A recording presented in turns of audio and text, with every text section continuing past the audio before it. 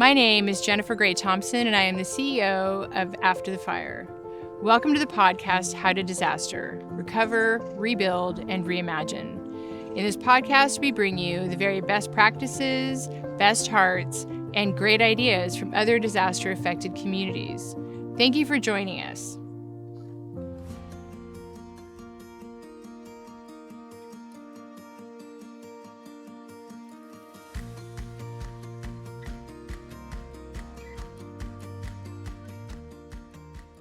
We're back for another episode of the How to Disaster podcast, where we help you recover, rebuild, and reimagine. Today, we have a special episode with two guests from IBHS, the Insurance Institute for Business and Home Safety. Joining us will be the Chief Product Officer, Alister Watt, and Daniel Gorham, the Chief Research Engineer. IBHS does some incredible work with scientific research and innovation to strengthen structures in the event of disasters.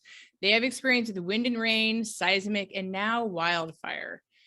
Their model takes scientific research in their, they actually have a research facility that is on the East Coast, and it actually shows in real time how to make communities much safer.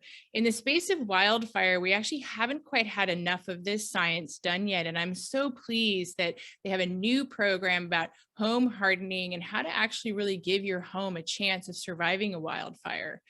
We asked them on the podcast today because I wanted you to learn all about their really important work and to make sure that you visit their website, which we will also link below. You know, on their website, sometimes the video is the most powerful thing that you could possibly have. And I have spent a lot of time watching their videos on Ember and how these fires actually spread so fast, so hot, and create so much destruction. So I'm really pleased to have them on the show today, and I hope that you learn a lot. And if you have further questions, then we will also provide their contact information so you can reach out directly. I want to thank you again for spending your time with us on the How to Disaster podcast. So once again, I'm so excited to have IBHS on the How to Disaster podcast. Welcome, guys. Can you please actually introduce yourself and what is IBHS and talk about your work before we get into our conversation? Yeah, good afternoon or good morning to speak with you, Jennifer. My name is Daniel Gorham. I'm a research engineer here at IBHS. We look at lots of different perils, but my background and focus is on the wildfire peril and how it impacts the built environment. And good afternoon. My name is Alister Watt. I'm the Chief Product Officer. My job is to take all the research and turn it into products, guidance, mitigation programs, education, and try and advance our mission, which is to prevent avoidable loss. Severe weather, disrupts families, that drives financial loss, and it disrupts lives. And so we try and take our top-tier science, turn it into these programs so we can avoid some of that suffering. Okay, so the first thing I want to talk about is, before we get into the wildfire specialty, I want people to be aware of your website and how fun it is to actually nerd out there on your amazing videos and your research facility. Can you talk about that briefly?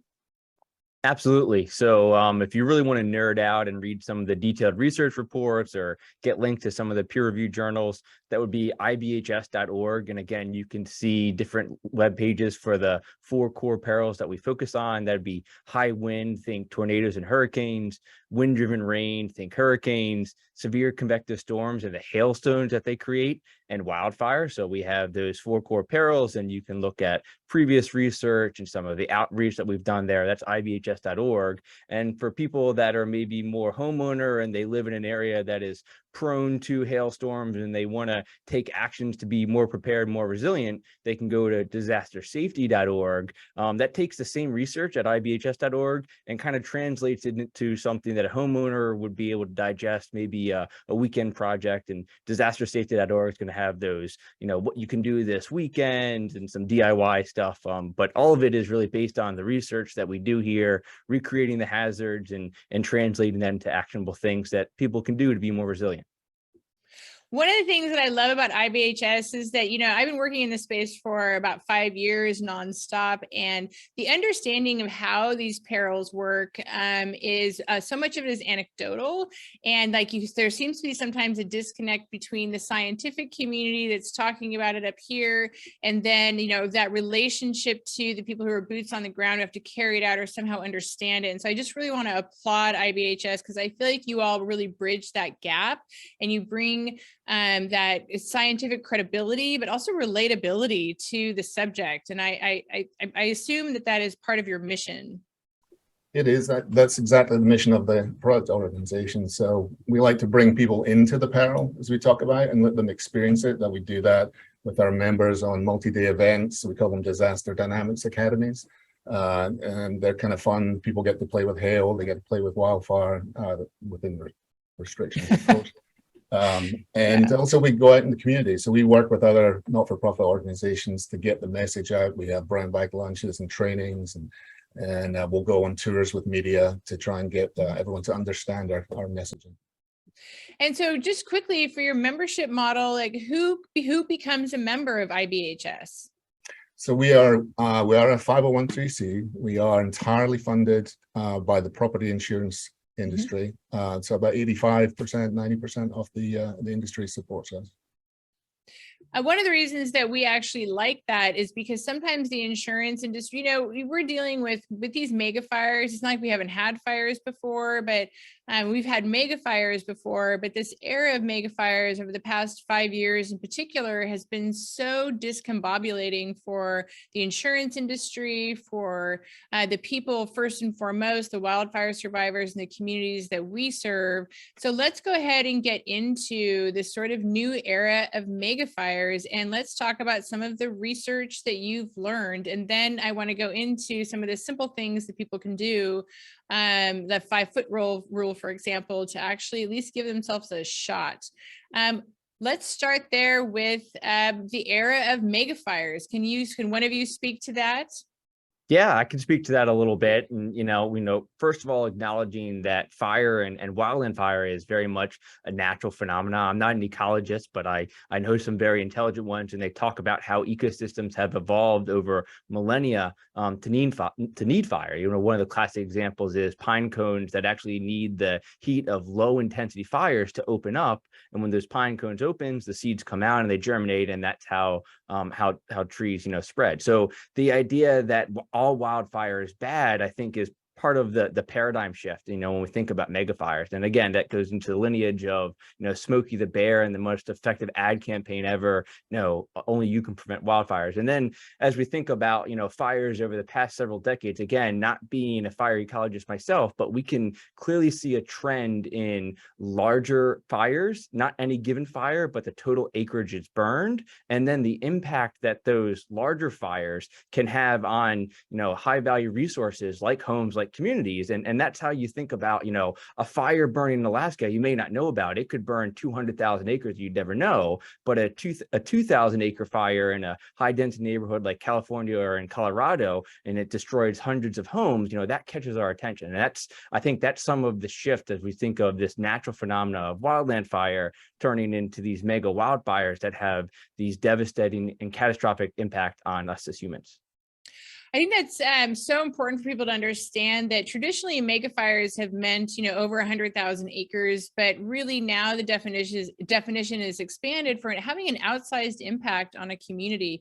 They burn so hot and so fast because of fuel load on the ground, mega droughts, all these other parts that go into it. And really importantly, for decades and decades and decades, we've been suppressing wildfire. And I mean, I'm hoping somebody reimagines Smokey the Bear at any point. I've been ready for this for years. So instead of that, what we heard was no wildfire ever. And I don't think that was the intent, but that's actually how it translated into the general public. So I'm looking forward to that. Let's talk about, like, there's a difference between when you have, we work in the Marshall Fire in Colorado, and a lot of those homes were on 4,000 square foot lots, maybe 7,000, and very close together.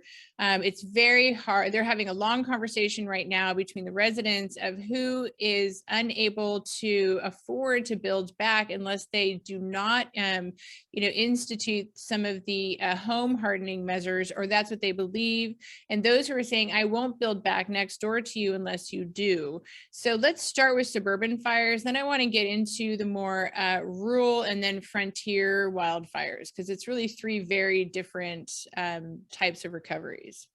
Yeah, and I'll speak to the Marshall Fire as part of a post-disaster investigation team. I was out there in the Boulder area in January 22 to look at some of the damage in the areas impacted by it, and I saw some of those high density communities that you're likely referring to, and to think about those as very much the urban environment. Those fires were less wildland urban fires and more urban conflagrations. Now, surely, those first homes ignited because of this outside fire, this wildfire. But once you got a couple of homes burning in that high density, you talked about, homes as close as 10 feet neighbor to neighbor. If you have one home burning, your local fire department is probably prepared to come and suppress that. But once you have 2, 5, 10, and they're dealing with evacuations and there's so many other things, you get that building to building fire spread. And this is not just a wildland fire challenge. There's post earthquake fires, there's fire following earthquake. So there is this phenomena of, urban conflagrations that can be caused by wildfires, but be caused by other things. And to the point of, thinking about building back and living in that area where that can happen, I think one of the things that I like to impart is that we're not going to prevent that conflagration fire. We can reduce the likelihood. And one of the best ways to do that is to reduce the potential that any given home ignites. Because if you don't have the first home ignite, you don't need to think about that scenario, or the likelihood of that scenario is much less that you're going to have 2, 5, 10 burning, and then you get that mass fire, that conflagration fire. And I think that, one of the things that I'm on a mission to do is to really educate people about the difference between the type of fire you see in Colorado. It didn't burn that long. It was under 24 hours. Most damage was done in the first 12 hours, 1,108 homes, $500 million just in the first day alone, never mind secondary smoke impacts, all of those things. It was a grassland fire, for those of you who don't know. And it, really, it's that perfect storm of 10 months of drought, and a grassland fire starts, and then really high, weird, hot winds, which is what we had here in Sonoma County, where I live, the night of the Tubbs fire. We actually had 11 fires that broke out that night, but the largest one was the Tubbs fire that took out a similar very condensed community. So it's that transmission from house to house. And then we're going to get into Ember cast in just a minute, because that's what's really like the thing they all seem to have in common no matter what. When you look at a town like Paradise and the fires there, that's actually a very large rural community of 27,000 people. They've rebuilt about 10% of their homes almost 4 years on. There are different challenges there, but can you talk about the difference between a more rural community fire and a more condensed fire? Yeah, absolutely. And I think one of the first things that comes to mind is thinking about just the pre-fire, the normal operating conditions. In a rural community, you probably have some more remote roads, you have smaller road widths, and you have some, longer driveways, as opposed to an urban environment where, you're getting from your driveway to the highway in 2 minutes. It's not like that in a town like Paradise. And those are in the non-fire conditions. And though you kind of translate that to when you have a fire and you have challenges with not just only egress, people getting out, but access for fire trucks coming in. And that's one of the things that, you think about for preparedness is, how wide are the roads? How many fire stations do you have? How and where can they respond? And so that's, that is, you pointed out, that's one of the differences between an urban situation like we saw in the incorporated towns in the Marshall Fire, as opposed to the town of Paradise impacted by the 2018 Camp Fire, is, just the layout of the built environment, and really really using that as an example of, if I can, wildland urban interface, WUI. That interface is kind of this line of demarcation of one side of it is wildland and the other side of it is urban. Is really, in my opinion, no perfect example of that, but I think, some of those, townships in the Marshall Fire are pretty good examples of that. If you juxtapose that to Paradise, which is much more an intermix, right? There is so much wild land, intermixed with the built environment. And so the fire development and all of those other things are different there. They are different. And then there's the third scenario too. And then I will come back to you, Alister, to talk about why would IBHS be so interested in this, and why is it really important to actually have insurance and reinsurance at the table of this problem? Because I do want to get into that. But, let's go back quickly and look at what a frontier fire is. Like Greenville and the Dixie Fire last year burned almost 1 million acres. I think it was 965,000 acres by the time it was done. Took out the town of Greenville, which was 821 residents, but really burned for 3 months and was not declared a federal disaster until about 750,000 acres were burned, largely because of the issues you were talking about earlier, which was we base our natural disasters not on air quality, but instead on structures and lives lost like that. It's just a different thing. We're working on that. Everyone's working on that. But you get a frontier fire in these small towns that are actually sitting in the middle of these national forests. To be clear, we do not say anything about who lives there. We're very people have lived there for generations. That's what we see. Multi-generational housing often that is uninsured because they do not have mortgages anymore. So that's a whole different issue. But can you talk to some of the what you're seeing in fires like Greenville, or what's just happened in Wairika yesterday here in California? Yeah, I think the thing that I would say to that is, right, think about the land use. And I think that, the Dixie Fire is a great example. It is a town, a city, essentially surrounded by, federal land and national forest. And so who has jurisdiction of doing the things to that field? And we talk about, defensible space immediately around the home. And we'll talk more about how embers are going to land there and why it's important to make that as, ember resistant as possible, because we know embers are going to land there. But if you think about a wildfire, that is oftentimes burning in vegetation. And if you can reduce the intensity of the wildfire as it burns up to a community, yes, you're still going to get that ember cast. But if you have an ember resistant zone and, Class A roof and all of the things to your home, you're likely going to resist the ignition from those embers. But if you don't have control over the fuel management around your community, even on your property, 30 feet away, you might have a very high intensity wildfire to no fault of yours, but that's just, the case of it. And so, I think that's a good example to recognize that, wildfire doesn't acknowledge, boundaries. This is federal responsibility area and state responsibility area and local responsibility area. Fuel is fuel is fuel. And so while we, as a society have developed those to help us with things, we need to recognize that, fire, the physical phenomena, doesn't. And so maybe we need to be thinking about resilience and preparedness with that in mind. I love that, because I think there's a real equity opportunity to actually help people in rural America who are holding so much of the naturally occurring affordable housing. If 20% of our land is occupied by 80% of our population, then the inverse is also true. 80% of land in this country is occupied by 20% of the population. And it's very general. I'm sure the numbers are slightly upside down on that, but not by much. Then there is an opportunity to look at rural communities and say, thank you for actually achieving what we are spending billions, if not trillions on in more suburban urban areas, which is affordable housing.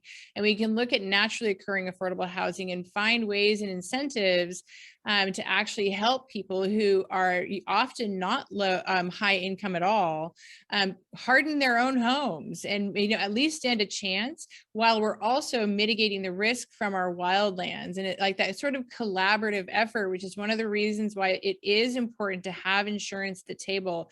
And Alister, if you can just talk about what is the role of insurance and actually, through IBHS, which is a nonprofit to be clear, but really to sort of tackle this problem using science and data and mapping and all the tools that you bring to the table. Yeah, thank you. So we do say strictly in the science lane. There's some antitrust laws there that we have to observe, but I will talk generally about we care. Our members care about accessibility and affordability of insurance, and that's one of the reasons why this this facility was stood up was to bring that science so that we can bend down the risk curve and make things more affordable, more predictable against severe weather. So in the case of wildfire, IBHS had really resisted a little bit getting into mitigation programs because it's a harder peril to manage than just wind that you can just apply math to and engineer accordingly. But after the fires that we've just discussed, our members came to us and said, we need a mitigation program. Please design one. That was in the fall last year. And then we launched our program in June, as you know, in Paradise. Mm-hmm. Oh, and why don't you go ahead and talk about that program really quickly? I mean, because it's pretty cool, and it's actually one of our board members that we have up in Paradise, Casey Taylor. She is the executive director of Achieve Charter Schools. Really dynamic, smart woman. And so, talk about your project there in Paradise. Yeah, we love meeting Casey. She's got a lot of energy and a lot of vision and some great experience. We were happy that she got the first ever designation in this first ever wildfire mitigation designation program. And what that means is you get a certificate if you comply with all of the requirements of the program. And the requirements are not easy to achieve. They are achievable, but it's not something you're going to do in an hour. Right? You're going to have to be intentional about it. You're going to have to be intentional about what you do with your vegetation. You're going to have to be intentional about what non-combustibles you bring in close to the house. You're going to have to be intentional about how you maintain your trees and how close things like wood fences are. Dan will talk more about the science behind that. But the program works where you can go online to wildfireprepared.org. It is .org. And you can take a free assessment. There's a bunch of homeowner resources there so you can learn about the program, learn more about IBHS. You can take a free assessment. So there are two levels of designation. There's one that's designed for a retrofit, which is the majority of the building stock, as you know.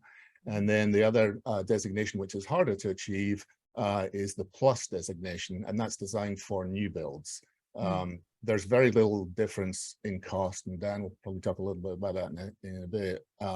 If you're going to build and you choose to build to the plus level, you're not going to have to incur much more cost, if any. It's just a question of material selection. So you'll go through, you'll take a free assessment. If you think that you meet all the requirements, and it is every single one of those requirements, it's a kind of a system of mitigation rather than a menu of mitigation. We believe that we don't need to have any weak links. And so if you achieve everything, then you're making sure there are no weak links. And then you can then you pay an application fee, which offsets our quality assurance and our inspection costs is $125. And we'll send an inspector out. You'll get a bunch of emails from us. And once you've met all the requirements, you'll get a very nice certificate that you can take to your insurance company and negotiate with them. Yeah, well, so let's just say that, because again, you are a nonprofit. You are not here advocating for any particular private company or anything like that. We're a nonprofit as well. So I understand the parameters there, but one of the things that is very striking is a couple of things. Like, we do have to change our view of to do this. You know, we have to change our view of aesthetics a little bit, because like ever since I was watching the video about Casey's house, and I'm looking at my own and I'm like, yeah, I got to do that. You know, like I have to actually remove all the landscaping within 5 feet of my home. And I don't mind. I'm amazed that we have chipper programs. I was just talking to our podcast producer about this, that actually remove some of the garbage, I call it garbage, like understory in the forest or on private land, but then we actually give it to people to put all around their house, which is a fire hazard, which is such a big no-no. Well-intentioned, but just on the back end, it's a little not good. So what I'm hoping is that over the next couple of years, that the insurance companies actually start to really incentivize homeowners, especially all of them everywhere, but also to look at suburban communities. I live in a planned urban development. Our houses are 10 feet apart, that allows for more than one home, or even can provide, like, you know, block by block coverage for what might be possible, because I can do all of those things, but my house is just so close that I might be, in fact, I might be the only house standing. And then I have to decide, is that what I want to? So challenges are there, but I'm glad that there is a place for the science to actually sit to really get to the other side of the problem, which in some way is about policies and, cleaning it. Just going back to your point on aesthetics, I think there's a little bit of a failure of imagination, which is people's natural resistance to change. Yeah. Right? I've seen some really artistic, impressive examples of putting in mitigation for this wildfire program. I've seen metal gates that are not just something that you would pick up at a large box retailer. These are like custom made, that they're almost works of art. And so I think there'll be a migration from putting dense foliage right up against your house into more artistic representations and different materials that are non-combustible. I can imagine that Southern California may lead the way in that. So I think you're absolutely correct. And, we're going to do a remodel in our backyard next year. And I'm talking to my husband now because I want aluminum gates. I don't want any wood touching the house. And so we're going to institute a lot of the things that you have scientifically proven work well and can do it. And I said, even though we may be the first people on the block to do it, maybe if people can see that it is a different aesthetic, that it's possible. And, part of my inspiration also comes from my mom built a home in 2009 up on St. Helena Mountain, which was everything around there was burned over by the 2020 glass fire. It was really bad. But her house remains because she had inadvertently built way above code. She didn't have an attic. She wasn't subject to Ember cast. Her barn, which was, 10 feet away, that was wood, that totally burned down. It wasn't, she had sold the house before, to be clear. But the house itself stood because it didn't have venting. Didn't have an attic to vent in. And so let's go back and talk about like, what's up with embers and why are embers sort of like, for us, we see them as like central to the issue of how we can get through this from a scientific perspective. Yeah, absolutely. And we say a lot of times it's all about the ember. So I think the first thing is to, what is an ember? Answer that question. I imagine a lot of people might have been sitting around a campfire or a fireplace, and you see those, the burning logs and the orange flames, and you see this glowing orange particle, rise up, and it's getting lifted up by the buoyant flames. And I won't go into that detail, but just imagine that glowing little particle. And what that is, it's a piece of fuel. It's a piece of that log that broke off, and it has enough energy, that's the glowing orange or red color, that it is hot and you wouldn't want it to touch your skin. And so on a small fire, maybe that's a little tiny thing, and a couple feet above the fire, it essentially burns out. In a wildland fire, you have larger fuels, you have logs, you have pine cones, you sometimes have structures, and you have a larger fire which is able to generate more upward force, and so you can get physically larger embers, and you can have a lot more of them. You can see some of these videos during these wildfires, and a lot of times firefighters, might have helmet cams, so that can give you an inside look of what's going on. You see this entire cast of embers. The sky is essentially filled with them. They're traveling along the road, along the ground, they're traveling through the air, they're landing on and around homes. And you talked about vents being a pathway for embers to get in. So remember, embers are those glowing things. They have the potential to ignite. If you have a vent that allows those larger embers in, and you have something combustible, say in your attic, maybe that's where you store your decorations, that ember lands in it, that starts a small little fire, that smoldering fire transitions to a flaming fire. And one of the other things is that attic fires are really challenging. So again, you gave the example of an attic vent, and that's a known pathway that we know, we've replicated in the lab, we see it in the field a lot, is that embers can get into the structures through vents and ignite something and start small little fires that ultimately ignite a home. And I'll give you two statistics. It's the same number. We attribute up to 90% of home ignitions to embers. And so that's the vast majority. We'll talk a little bit about direct ember ignitions and indirect ignitions, but acknowledging that embers are the leading cause of home ignitions. And also that when a home ignites, the likelihood that it is destroyed is about 90%. That is, there are very few damaged homes and not destroyed homes. In a wildfire, you have, some line of seemingly unaffected homes, and then you maybe have 1 or 2 damaged homes, and then you have hopefully not too many, but lines of destroyed homes. And that's the binary damage mode of wildfire. It's if a home ignites, it's most likely to be destroyed. Embers causing those ignitions, that's really the backbone. That's the core of wildfire prepared home.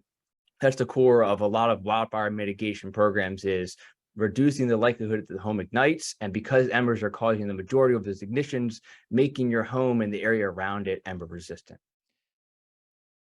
Fannie Mae provides mortgage options for you and your family. If you have a mortgage owned by Fannie Mae, you may have financial options available after a disaster, such as forbearance plans, deferral of payments, lending assistance, and counseling. Find out more from our Disaster Response Network. Go online at www.knowyouroptions.com/relief or call 1-877-833-1746 today. And I have to confess that before 2017, I had never given one thought to embers, but they became like the boogeyman of everything bad that happened here because, they can move miles ahead, and people have to understand that in the space. If you have the right wind conditions and the right amount of fuel on the ground and the pathway, wildfires love a creekway. They see it's like a super highway. In our case, in 2017, the Tubbs fire moved about a football field every 3 seconds and moved 20 miles over 6 hours. I mean, people who would look out away at the fire and they were like, they call 911, and then the dispatch, nobody knew. Nobody's at fault here because nobody knew. And they were like, oh, you're fine, it's 20 miles away. But these same people, just a couple of hours later, were literally running for their lives in the middle of the night, surrounded by flying embers, and to the point where the Tubbs fire took the overpass to get over a 6-lane freeway. So I think having a lot of respect for how hot and fast and a guy that I know, Ken Donnell, who lost his home in the Dixie fire in his business, he was there when it was coming through, and he was not the only one to describe it as a tsunami of flame, a 500-foot, he said 500 feet. I don't know if it's really that high, 500-foot wall, a tsunami of flame coming at the town and just ate it all up and nothing flat. So something that people have to be aware of is that the speed and intensity are not orderly, and we often call it the Godzilla effect, because people will be like, well, why here? Why are there 3 houses left over here, but 1,700 destroyed over here? Like, why did it skip the gas station right by Coffee Park? I don't know, but it did, and it didn't hit the embers. So what can people do just around Embercast specifically to protect their homes that are fairly low cost solutions? Absolutely. And, I talked about embers getting into the home. So I would say that one of the number one priorities should be any of those openings, and I'll talk about some of the typical ones, should be ember resistant. Okay, so what are the kinds of openings that you would have? You might have vent into your attic space or to your crawl space if you have one. And venting in these building systems is actually really important. Again, I'm not a building scientist, but I talk to them and I understand that natural flow of air actually helps to manage the moisture in those enclosed spaces like your attic and crawl space. And moisture can cause a really big problem. So, there are unvented attic designs, and I won't go down to that detail, but where you have venting, acknowledge that venting itself is not bad, but where you have venting, that's a pathway for embers to get in. And if embers get in, they can cause an ignition. So what is an ember resistant vent? An ember resistant vent is one that doesn't entirely prevent embers from impacting it, right? We're not going to stop that, entire sky full of embers from impacting the vent, but we want to limit any of the embers that are able to get through such that they don't have enough energy or ignition potential. And so one of the, DIY, one of the most cost-effective ways to do that is actually with metal. So it's got to be non-combustible metal mesh that is at least 1/8 inch or smaller. So if you look on your home, you might already have metal mesh there. You say, oh, I'm good. Well, is it 1/8 inch or smaller? You can test this by going and getting one of your golf tees, or if you're not a golfer, maybe ask your neighbor. And if your golf tee can fit through the metal mesh, that means it's larger than 1/8 of an inch. And we found with research here at IBHS that if embers are smaller than 1/8 of an inch and only ones that small can get through, they don't have enough energy potential to ignite something inside. So you might still have some debris in your attic that you have to sweep up, but the likelihood that any of those embers have enough energy to ignite something is so low. So just that 1/8 inch metal mesh over your vents is not going to prevent embers from impacting them, but is going to reduce the size of the embers can get through such that they don't ignite it. Some other openings in your homes, you might have a window, right? And again, windows are great for airflow, but this is one of those things where if you're evacuating, making sure your windows are closed. You have that mesh screen on the outside of it. A lot of times it's just a plastic material, and not too much radiant heat can cause that to melt. And so if your window is opened and that screen is melted, that's just basically a big pathway for embers to get into your home. So making sure your windows are closed, your doors are closed. One of the doors that you might not think about if you are evacuating is your garage door, right? As you're pulling out of the garage with your car, close the garage door behind you, because again, where you store your decorations, where you store your firewood, maybe in your garage, if that garage door is open, that can be a pathway for embers to get inside. I'm actually really happy you brought up garage doors, because we have a new law that was enacted, I think in 2018 here in California, that all new builds have to have a battery backup. Unfortunately, in 2017, we saw, a certain amount of our fatalities were due to the fact that all of the power was off and people could not operate their manual opening.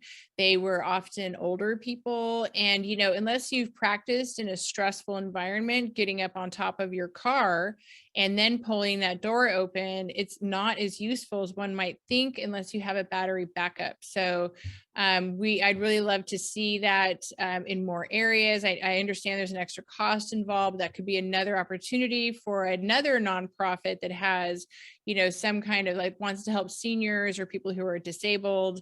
There's a real opportunity there to put in a basic safety measure that will allow for hopefully, them to survive a mega fire at a moment's notice. So side note.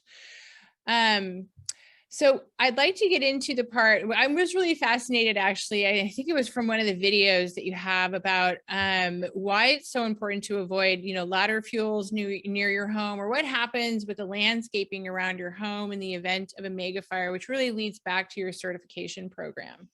Yeah, and so I talked about, vents as a pathway for embers to get inside, and a lot of times I would attribute that to a direct ember ignition. Going back to the statistic, up to 90% of home ignitions are caused by embers, and one of those ember ignition pathways is embers getting into the home through the vents. Another one of the ways that we attribute, and many people attribute, ember ignitions is what we kind of describe as indirect ember ignition. So let's talk about what's around your home. I talked about those hundreds of thousands of embers in the sky. Maybe they're hitting your vent, but don't worry, you have 1/8 inch metal mesh, so embers that are able to get through are just so small they're not going to ignite anything. But some of those embers don't even impact the vent. They just hit your wall and fall to the ground. And so they're sitting on the ground right at the base of your wall. And so what is at the base of your wall? What's around your home? A lot of people have, mulch beds, or that's where they have plants. And so embers are going to land there. We've done a lot of research here at the lab to talk about, what is that zone? And there's wind engineering and science that goes into, what is the size of that zone? But we find generally about within 5 feet of the home, based on the recirculation effect, is where embers tend to accumulate near a building. And so that's where embers accumulate. If they have receptive fuels like mulch or ornamental vegetation, and they land there, they can ignite it. And so that ignited mulch or ornamental vegetation or a stack of firewood, or maybe you have a little plastic chest that you store your patio furniture in. You didn't leave your patio cushions out, but you put them in a little chest, and embers were able to get in there. We've also found that flames that are that close, within 5 feet of the home, can cause this direct flame impact. It can impact the window and break out the window, creating a pathway for embers to get inside. It can impact the eave, where you might have open eave and rafters, and get fire into the attic. And that flame from that burning ornamental vegetation or that mulch is only there because of the ember. And that's how we attribute that as an indirect ember ignition. That is, embers that land around the home, typically within that first 5 feet, and have something to ignite. And that something burning creates a flame that ultimately ignites your home. That is that pathway for that ember to cause that home ignition. And and that's what I think where our ingenuity around our aesthetics is going to have to sort of shift. But I think that people like having beautiful things near their home, and I do think that it will shift. The other thing is that often when we look at the landscaping around our house, it goes right up to it. And say we have green grass, and you may think, well, if I tried to start a fire, if I was camping, that would never ignite. But I've seen videos like in the Alameda fire where the green grass was igniting right near because all of the right up against the home because all of the conditions were right for it. Can you talk about that? Yeah, absolutely. You talk about, describing vegetation. And again, I'm not an ecologist, need a qualifier there. But I've also seen otherwise green vegetation that I'd say, no way that would burn. And I'm a fire engineer, so I try to test it. And lo and behold, you're right, in the right conditions, if it's dry enough, if the relative humidity is low enough, all of those things, you can get even green vegetation like green grass to burn. And we talked about the Marshall Fire. That was an instance where the primary wildland fuel was actually grass. Now, it wasn't necessarily the grass that you might have around your yard, but grass the same, and that was very much dried out grass. And so exactly like you said, green grass and the right conditions can burn. The other thing is it may be green today and you're on vacation or other things come up, and how rapidly that green, what you would expect to not burn vegetation can transition to something that can be exactly as described, basically a wick or a pathway for the flames to spread up to your home. And as we are like where I live in California, we are subject now to, they're calling it a mega drought. And we're subject to all kinds of like letters from our, Lord knows I just got them from my water agency saying essentially like, they basically want you to use about half as much water as you have been using so everybody can have water. We all have to use less water, which, the first thing to go for almost all of us is our landscaping. And so it's a hard thing because you're actually like creating, unless you use some of the tips and advice that you get from IBHS on their website through their certification program, you could be inadvertently, while you're trying to be ecologically conscious and save water, also be providing the perfect conditions for your house not surviving a wildfire. So it's tough, which is why I like the fact that you all have, dedicated your time and your very specific expertise, which again, super fan of. I swear I am coming out to visit your facility at some point. Like I just know this to be true. Alister, can you go in and talk about like what really triggered the decision though to really start to lean into wildfires? Obviously, there's a huge amount of economic loss, but we often see more hand wringing and less results, which is why I like the fact that you all are not only a nonprofit, but the fact that you're science driven. So can you talk about what that conversation's been like over the past 5 years or when you started the development of this particular program? Yeah, so the science is evolving in wildfire. We don't have all the answers yet. We have a multi-year program. We're looking at right now at the ignition potential between different distances and different types of buildings under different weather conditions. We've burned a lot of fuel, and the Department of Environmental Quality is on us, and we do comply. But so we know that we're not powerless against wildfire. It's a question of what are the steps, what are the actions that really make a difference. And that's what we've been studying. We've burned more buildings accidentally through ember transmission with accumulation on combustible siding than we, Ann Cope, our chief engineer, can tell you over the years how many buildings she's accidentally burned. And so that again stacks up with what we see in the field after fires and just gives us some empirical evidence that confirms that our science is actually correct. The other part of this is 11 years ago, we started a mitigation program for hurricanes. It's in the Hurricane Coast from Texas all the way up to Massachusetts and Connecticut. That program started off, it was a designation program like Wildfire Prepared. There are 3 levels. There's a roof, keep your roof on, keep the water out. Protect the openings from high wind blowing in your windows and then turning your house into a balloon that bursts. And then there's the gold level, which is under really high winds, keeping the structural integrity of the building together. And we've learned how to do that type of mitigation program. We've learned the value of the independent verification and making sure that independent verification is absolutely reliable, which is what our member companies want, is that predictability as they try and manage their risk. So the confidence in knowing how to start one of these programs and how to run it, combined with the science that we've got, made it compelling for us to go down this path. And we've gone down it quickly. As I mentioned, we started in September and we launched in June. So that's actually very impressive. And I have to say that, you know, in the work that I've been doing for the past 5 years, I speak at a lot of national conferences. I'm usually the only wildfire person there. I think at the Walmart conference, I think there was one other wildfire person there who was doing more of it on the science side. And it's been one of those issues where I'm always like, wait, this is a huge issue, but it's really just a brand new sort of issue at the level of the destruction is only about 5 years old. We had a bit of a clue in 2015 with the Valley Fire in Lake County. That looked like a one-off. It looked like we had no idea. Even when our wildfires came and CAL FIRE had said, this is unprecedented. We've never seen wildfire behavior like this before. And then, you know, like every couple of months, I hear the word unprecedented over again. And I'm like, well, it's all precedented now. And this is where we are. But I'm also glad that you mentioned, you know, I have a lot of respect for wind and rain. And I know that especially in this country and with FEMA and their background, they've got decades and decades and decades of experience about what needs to be done. In wildfire, it's such a young industry for the area, for what we're dealing with right now in that era of mega fires. And so I'm always hopeful when you know, a really impactful institution or nonprofit or organization like IBHS says, you know what, we're going to go all the way in, because I am biased, but I think that wildfire is a little more manageable than wind and rain because we're not trying to hold back the sea and the sky.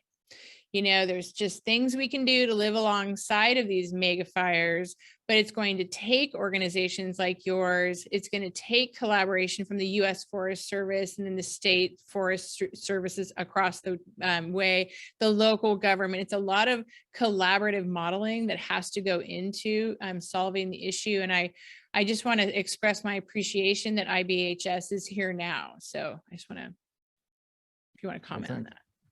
Thank you. And we would love to welcome you here at the Research Center. And if you want to see the inside of where we create hurricanes inside a building, where we create wildfire inside a building, where we create hailstorms inside a building, just go on ibhs.org. You'll find the videos. You also find them up on Vimeo. They're kind of fun to watch if you're interested in that kind of thing. So let me just assure you that they're really fun to watch, and that not that I don't enjoy disaster, but it's just there's something so comforting about watching scientists deal with it.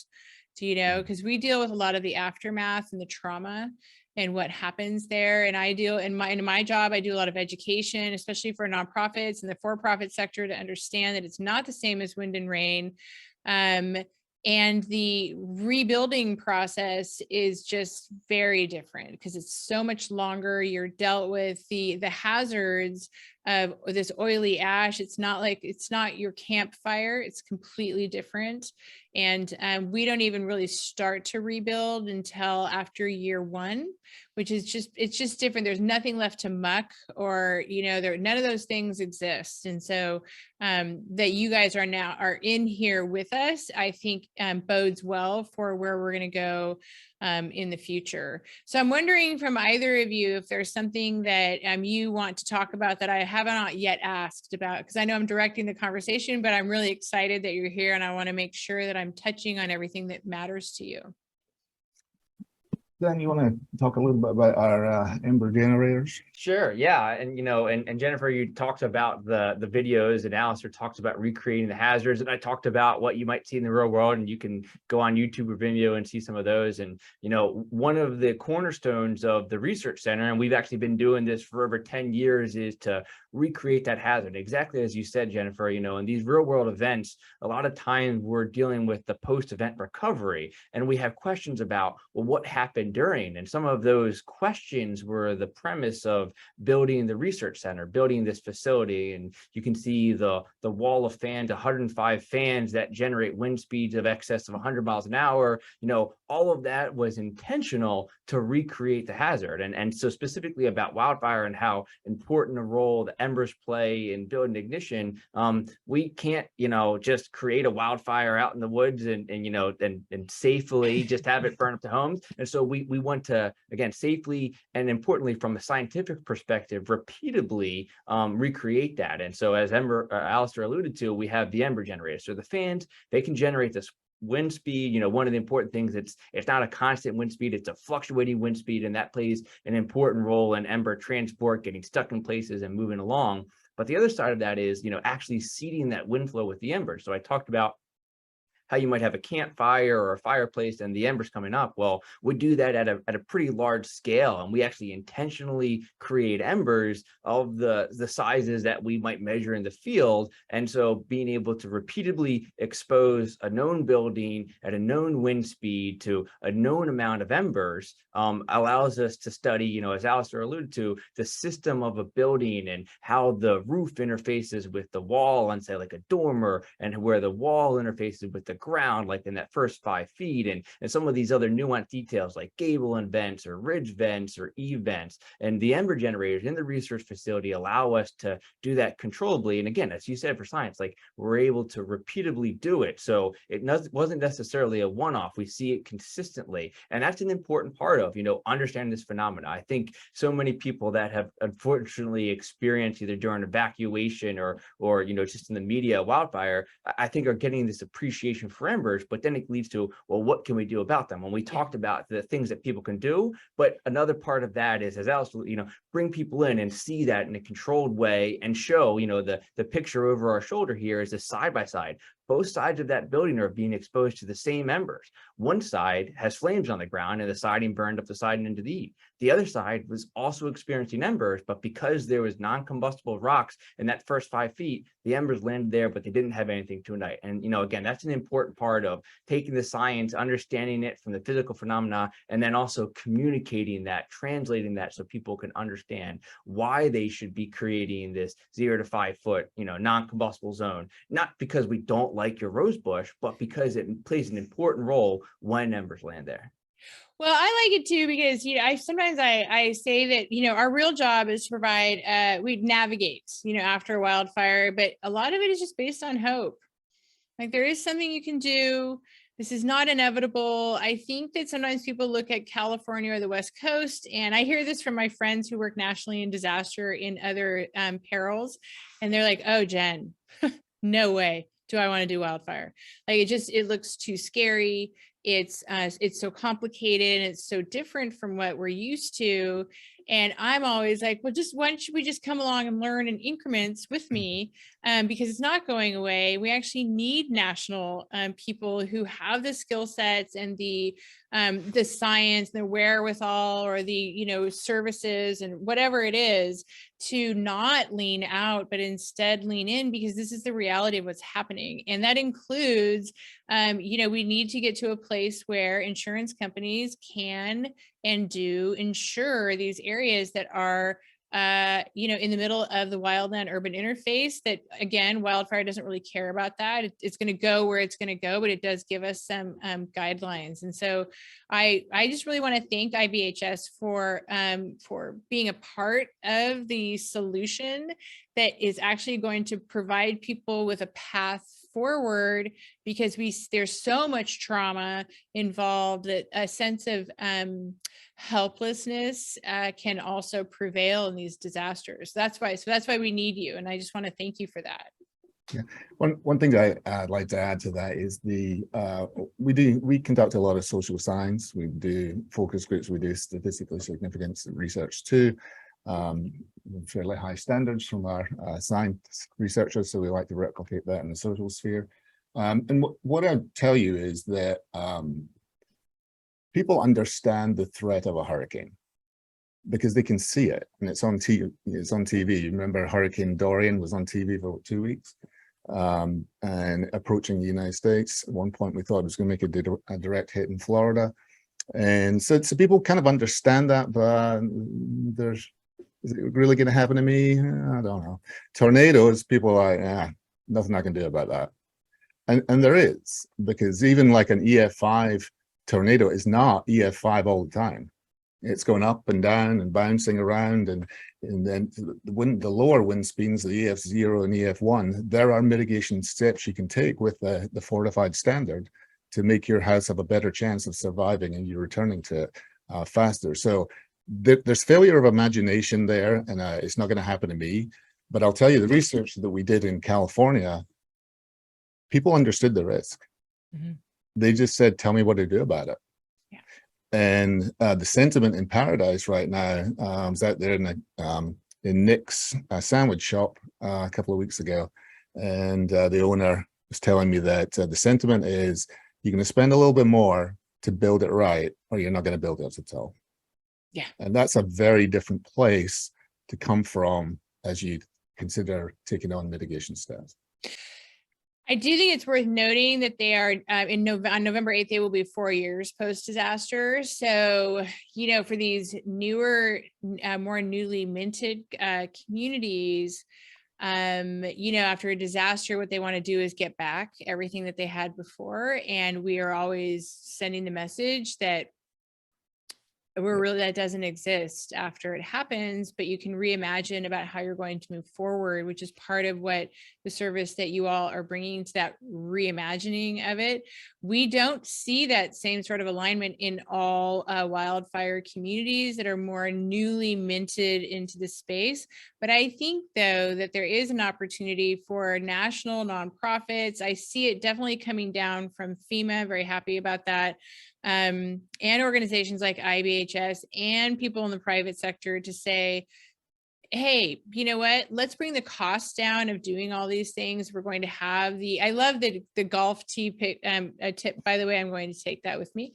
What can you do year round in blue sky events? And then if you have a half an hour to leave your house, but you're go bag ready, which a lot of us are now all the time.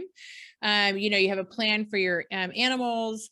I have all of our documents in one box just to grab, but I'm a super prepper, just so you know, I've got a family radio network, we've got it all. But if you are prepared, you can be calm, and it might even give you the extra opportunity to take some mitigations before you leave. Some of the private company venting are very expensive, but you could cover your vents while you're gone with the right material. There's things that we can do. I would really like to see a lot of grant programs for home hardening. And I know that's coming down from the federal government, but accessing those can be tough. But I'm hoping that this leads to even more, I don't care if it's a nonprofit, it doesn't matter to me who actually does it, as long as it helps people who are under-resourced, especially in rural communities. I'm super passionate about that in particular. Find a way to live alongside wildfire while we're also mitigating the forest. And I think you guys are going to be a really big voice and a really important part of that. And I'm so pleased that you're going to be at our Wildfire Summit, but also I want to thank you from a wildfire community for the work that you're doing. And I know that it matters, but I'm just going to really say to you, I've worked in 18 megafires now, and it really, really matters. And thank you. Thank you. Thank you. I appreciate it. So this is, I guess, if there's nothing else that I have forgotten to ask you, I think we're pretty much at time. And I just want to encourage you, can you go ahead and give the website for IBHS generally first, and then, and also for the wildfire hardening program before we go? Sure. So the three websites are, the big one is ibhs.org. And that'll link, you can find links to the other sites there too. Disastersafety.org is where you'll find guides like our Wildfire Ready guide. So you mentioned they have weekend activities. Print off the guide, or just put it up on your computer and just pick something to do. You can work your way through the list, right? You've got all year. And then the new designation program is on its own website, wildfireprepared.org. wildfireprepared.org, and you can sign up there to receive regular updates and information as our program develops. And I want to note that with all of the wildfires that are going on in Europe right now, or have been going on, if for those few people in Germany listening, like I see you on my reports. The other nice things are these are not specific to America. This works in British Columbia. This will work in France. This will work in Germany.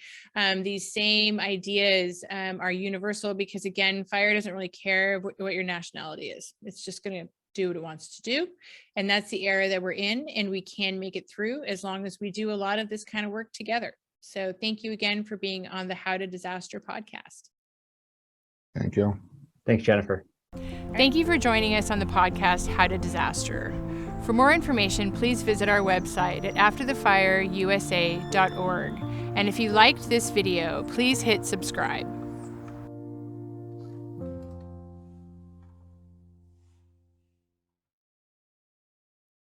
Fannie Mae provides mortgage options for you and your family. If you have a mortgage owned by Fannie Mae, you may have financial options available after a disaster, such as forbearance plans, deferral of payments, lending assistance, and counseling.